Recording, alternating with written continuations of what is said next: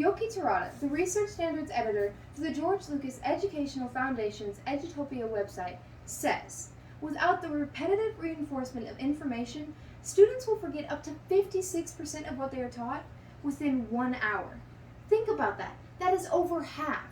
The learning crisis we face in our state today is that students are unable to retain information because they lack the skills required to comprehend the information.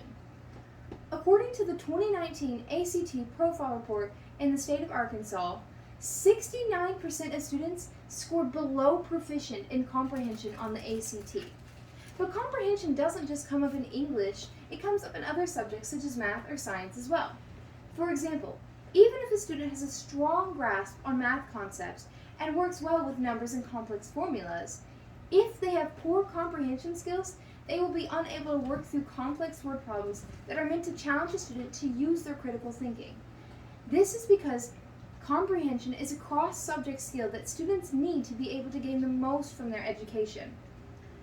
But why are we seeing this decrease in students' ability to comprehend and retain information? I believe that the main contributor to this increasing lack of comprehension skills among students is that, from my own personal experience as a Mountain Home High School student and senior, course curriculum is presented in a way that teaches for the test. According to the website for Arkansas State University, teaching for the test is defined as teaching with focus on specific course content instead of teaching the entirety of the class curriculum. That is to ensure that they will have higher test scores. Those who teach for the test use the item teaching style.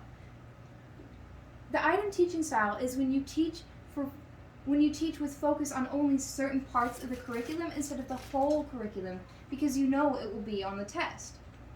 The problem with item teaching is that when you only give part of the course curriculum, you deprive the students of an in-depth understanding of all the concepts and ideas that go into that topic. This is what led to the decrease in comprehension skills among students across the state. Now that we know the cause of our problem, we can take steps towards solving it.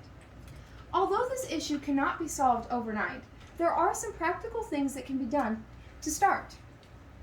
What I believe needs to be done is that educators in our state need to come together to create a course curriculum plan that can be implemented in the majority of classrooms across the state to help teachers avoid item teaching.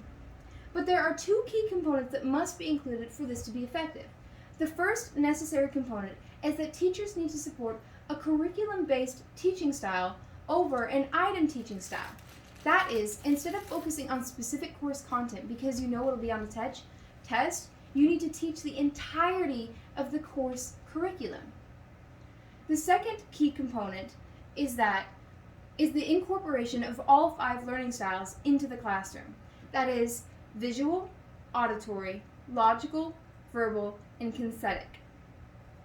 According to a publication by Doreen Lopez, a professor in the history department at Xavier University, catering to all of your students' learning styles is essential.